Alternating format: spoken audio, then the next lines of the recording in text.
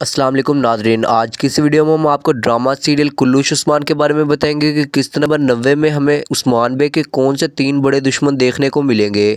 شیخ اداولی کے کردار کے بارے میں بات کریں گے کہ کیا وہ ابھی بھی ہمیں ڈرامے میں دیکھنے کو ملیں گے۔ اورحان اور علاؤالدین جس شہزادی کو قبیلے لے کر آئے، تاریخی اعتبار سے اس شہزادی کا اورحان غازی سے کیا رشتہ ہے۔ تو اس سب کے علاوہ قسط نمبر 90 کے بارے میں بہت سے سوالوں کے جوابات آج کی اس ویڈیو میں شامل ہیں۔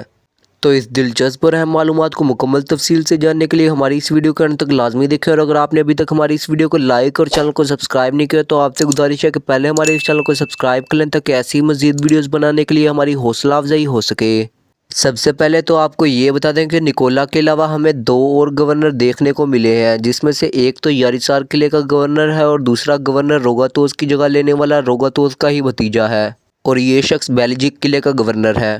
استاد آریوس کی بھی دوبارہ انٹری دکھا دی گئی ہے، اور اب وہ ابراہیم فقی کا بھیس نہیں بدلے گا اور عثمان بے سے ویسے ہی ٹکر لے گا، اور اس میں آریوس کا بھرپور ساتھ بارکن بے بھی دے گا۔ اب اگر اورحان اور شہزادی کے بارے میں بات کی ہے تو تاریخی اعتبار سے اورحان کی پہلی شادی 1299 میں ایک بازنطینی شہزادی سے ہوئی تھی، اور اس شہزادی کا نام نیلوفر خاتون تھا، جنہیں اورحان اور علاؤالدین نے دشمنوں سے بچایا ہے۔ یہ شہزادی یاریسار قلعے کی گورنر کی سوتیلی بیٹی ہے۔ گورنر اپنی اس بیٹی کی شادی اس کی رضا کے بغیر بیلجک قلعے کے گورنر سے اتحاد مضبوط کرنے کے لیے کرنا چاہتا ہے۔ اس خاتون سے اورحان غازی کے 3 بیٹے قاسم، مراد اور سلیمان شاہ پیدا ہوئے۔ یاریسار قلعے کا گورنر عثمان بے کو بیلجک قلعے کے گورنر کے ساتھ ہونے والی اپنی سوتیلی بیٹی کی شادی میں دعوت دے کر عثمان بے کے پورے خاندان کو ختم کرنا چاہتا ہے، جس میں نکولا بھی ان کے ساتھ ملا ہوا ہے، مگر عثمان بے کو میخائیل کوسس کے ذریعے پہلے ہی اس بارے میں معلومات مل گئی تھی۔ عثمان بے کے ایک خطرناک منصوبے کے تحت عورتوں کے بھیس میں 40 سپاہیوں کو قلعے میں داخل کروا کر عثمان بے یہ قلعہ فتح کر لیں گے، اور پھر اس کے بعد بیلجک قلعے کو فتح کر لیا گیا۔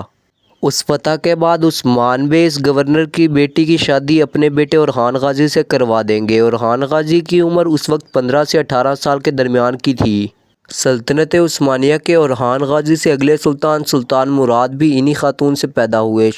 اب اگر آخر میں شیخ اداولی کے بارے میں بات کی ہے تو تاریخی اعتبار سے انہوں نے 120 سال کی عمر پائی تھی، اور سلطنت عثمانیہ کے وجود میں ان کا بہت بڑا ہاتھ شامل تھا، تو اسی وجہ سے شیخ اداولی کو کچھ دیر کے لیے ڈرامے سے غائب کر دیا گیا تھا، اور قسط نمبر 90 میں انہیں پھر سے ڈرامے میں شامل کر دیا گیا ہے۔ تو آج کے لیے تو ہمارے پاس بس اتنی ہی نیوز تھی۔ مزید اگر آپ ایسے ہی ڈرامے سے جڑے رہنا چاہتے ہیں تو ہمارے اس چینل کو سبسکرائب کر لیں، اور اگر اس سارے ڈرامے کے بارے میں آپ کا کوئی بھی سوال یا رائے ہے تو اس کا اظہار ہمارے ساتھ کمنٹ سیکشن میں ضرور کیجیے گا۔ ہم اپنی اگلی آنے والی ویڈیو میں آپ کو اس سوال کا جواب ضرور دیں گے۔ شکریہ۔